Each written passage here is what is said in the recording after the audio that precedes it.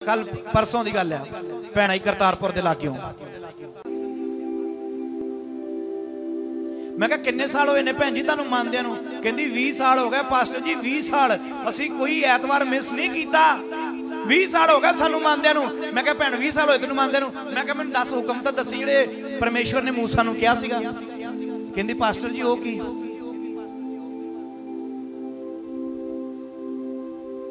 मैं कहा 10 हुक्म सीगे मूसा नू कहा 20 साल हो गए भैन तेनू मानदी नू, वो 10 हुक्म तो दस दे मैनू किहड़े सीगे 10 विचों। मैं कहा 2-3 ही दस दे, ओनू 2-3 भी हुक्म याद नहीं आ। मैं कहा भैन मैनू हुण पता लगा तेनू 20 साल हो गए बरकत क्यों नहीं मिली। तू 20 साल चेते रखिया, वो 20 सालों विचों जे तू कलाम नू चेते रखदी तां अज बरकत ना भरी होनी सी, आशीष पाई होनी सी, ब्लैसिंग पाई होनी सी। Hallelujah hallelujah hallelujah. अज तुहानू साल चेते आ। मैं कहा भैन पिछले ऐतवार की कलाम सुनिया? कहती पास्टर जी चेता नहीं। मैं कहा चल तू ये दस दे जो तू मेरा यूट्यूब ते कलाम सुनती। कहती सुनती। मैं कहा की सुनिया? कहती वो भी चेते नहीं, तेनू तो वचन ही नहीं चेते। 20 साल चेते, बरकत किथों पाओगे तुसीं जे तुहानू वचन ही नहीं पता। जे लाइव भी मैनू सुनदे हो आमीन आमीन या ब्लैसिंग वास्ते नहीं सुनना, कलाम समझ आउंदी है, कलाम नू सीखना है तो सुनो, नहीं तो बंद हो गया कोई फिल्मां गाने सुनो। कलाम तुहानू पिछले ऐतवार दा चेता की सुनिया सी तुसीं? वो भैन नू मैं कहा तेनू 20 साल याद ने, 20 सालों विचों एक अद्धा कलाम नहीं दस दे मैनू, एक हुक्म ही दस दे।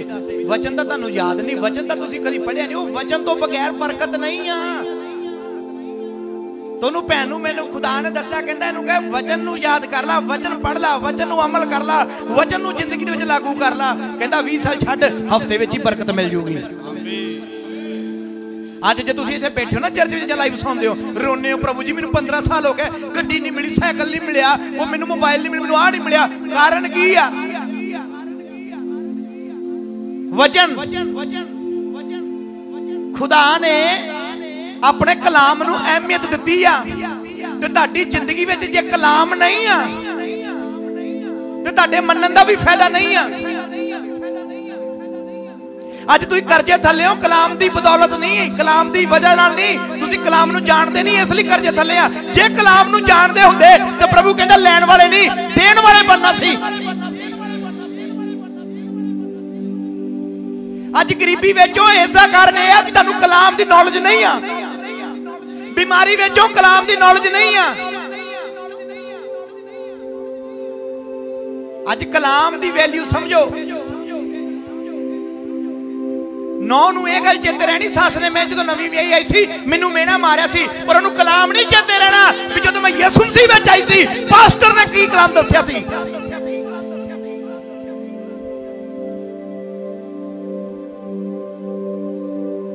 पादरी है, इन्हें तो संग पाड़ना ही पाड़ना, मेरा तो काम ही है जी होका देना।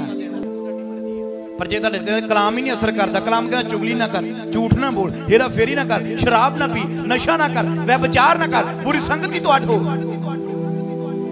वो यही तो कलाम है। होर तुसीं की कहने हो भी बपतिस्मा ले लिया यसू मसीह नू मनन लग पे, चर्च में आ गए 2 घंटे यसू मसीह तेरा धन्नवाद, प्रभु यसू तेरा धन्नवाद, बीमारी दूर कर दे, बरकत दे दे, आशीष दे दे, यसू मसीह नू मनन लग पे। ओ नहीं, जे कलाम ही तुहाडे अंदर नहीं है तो तुसीं यसू मसीह नू जानदे भी नहीं आ। ये वचन जिहड़ा तुसीं खरीद सकदे हो 250 रुपये दी, 300 रुपए दी बाइबल तुसीं खरीद सकदे हो, पर जिहड़ा इहदे विच खुदा दा कलाम आ ओहदा प्रकाशन आ ओह नहीं तुसीं खरीद सकदे। ओहदा पढ़न दे नाल परमेश्वर दे मंगण दे नाल मिलना वा इहदे भेत, इहदा प्रकाशन तुहानूं मिलना। ये बाइबल नूं तुसीं 250 दी 200 दी घर विच लिजा के रख लो, एक किताब दी तरह वा, पर जदों इहनूं पढ़ोगे खुदा तो मंगोगे बुद्धि दे तां परमेश्वर कलाम दे भेत दऊगा तुहानूं। ओह पैसे ना नहीं मिलने, ओह खुदा दे कोलों मंगण ना मिलने आ। हालेलुया। तुसीं बाइबल खरीद तो लई, पर जिहड़ा दा प्रकाशन है ना ते भेत आ ओह नहीं खरीदे, ओह परमेश्वर वालों मिलदे आ।